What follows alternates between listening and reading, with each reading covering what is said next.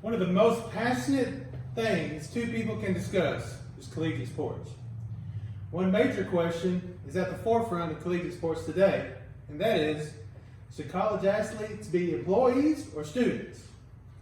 This has been a heated debate for the last couple of decades and has risen to the top of the recent headlines due to newly adopted California legislation and the National Collegiate Athletic Association's response to it. Got a little bit of information about the revenue breakdown of the NCAA. I'll mention some of that as we go on.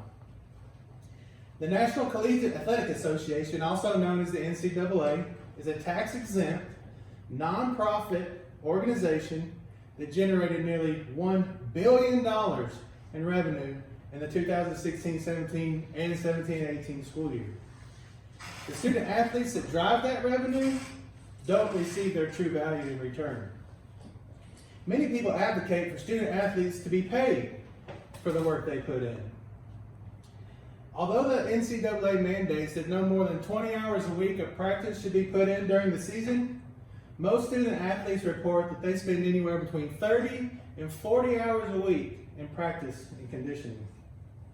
Coaches make millions, while student athletes may struggle to scrape up enough money for food. Dabo Swinney signed a contract with Clemson worth $93 million, the richest football contract ever written. While during a post-game interview in the 2014 March Madness Basketball Championship that generates hundreds of millions of dollars, Shabazz Napier, a senior guard for UConn at the time, said, and I quote, "We do have hungry nights that we don't have enough money to get food in. Sometimes money is needed. I don't think you should stretch it out to hundreds of thousands of dollars for playing, because a lot of time guys don't know how to handle themselves with that much money. I feel like a student athlete. Sometimes there's hungry nights where I'm not able to eat, but I still got to go play to the best of my ability." The student athletes are the driving force behind the NCAA's $1 billion in revenue. Yet if a player gets injured and doesn't return to play, they may lose their scholarship.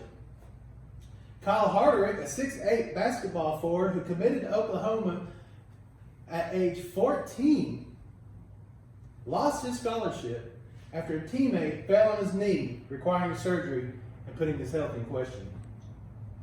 Many believe even though the student athletes do not receive their true value in return for their contribution and hard work, turning them into employees is not the answer. It would only trade one set of problems for another. There is a fear that students will have less incentive to go to class and lose focus on their education because they have a job. In an article from UWire written by Alex Coyle, he says, and I quote, "The issue gets complicated when taking into consideration how the salary difference between the quarterback on the football team and the third-string goalie on the lacrosse team gets decided. Even worse, imagine athletes just coming to college for the money. You're going to see bigger schools use paying athletes as a recruiting advantage. I think some people are going to come just to make money." End quote.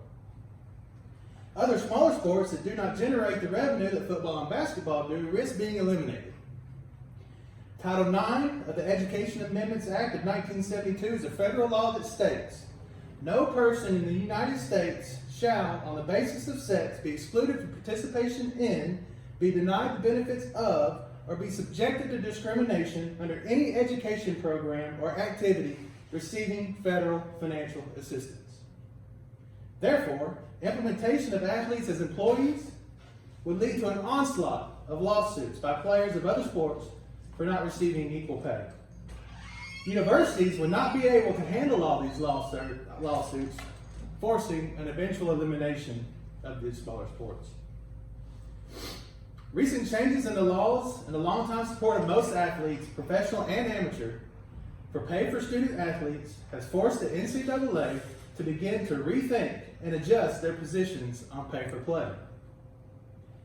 On September 30th, 2019, California Governor Gavin Newsom signed the Fair Pay to Play Act into law. This allows student athletes to be paid for use of their identities going into effect in the year 2023. Advocates for paying student athletes consider this route the best way to recognize player contributions.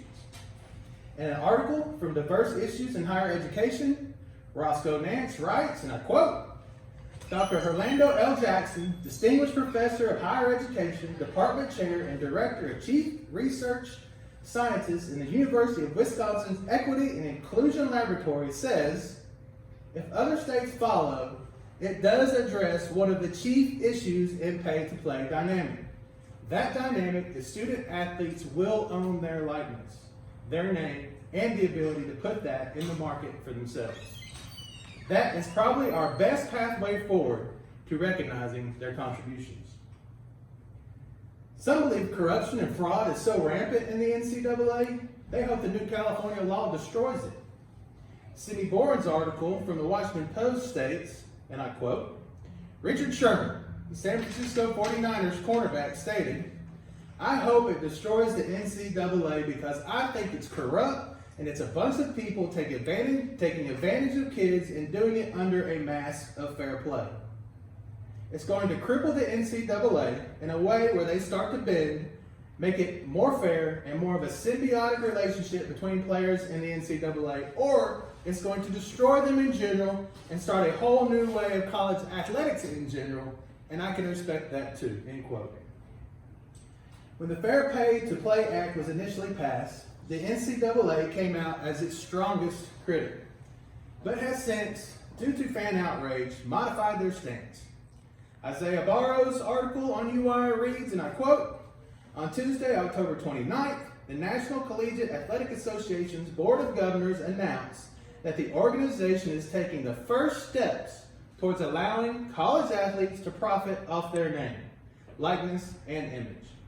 In a press release, the NCAA announced they voted unanimously to permit college athletes at Division I, Division II, and Division III programs to benefit in a manner consistent with the collegiate model.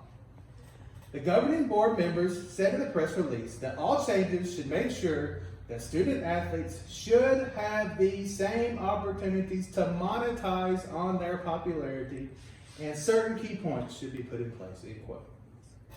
So, is it education or exploitation? Does a billion-dollar organization really think we believe their main focus is the education of the student athlete? Should athletes be paid? Isn't the free education enough? Dexter Manley, two-time Super Bowl champion, graduated from Oklahoma State, and once he entered the NFL, discovered he was illiterate. How much value is in his 4-year degree?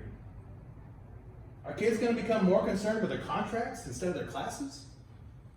This debate will not be settled anytime soon and will likely linger on for another couple of decades. But maybe I have persuaded you of this. If a student is injured and can't continue to play, the university should have to maintain their scholarship. College athletes should not have to scrape by while everyone else in the athletic department profits from their hard work. We can't honestly expect student athletes to put in 30 to 40 hours a week in practice and conditioning and still receive the quality education the NCAA and the universities tout. I bet there's one thing we can all agree on. Widespread reform needs to take place in the NCAA to provide a greater value to the student that is more comparable to the value that they provide their universities. Thank you.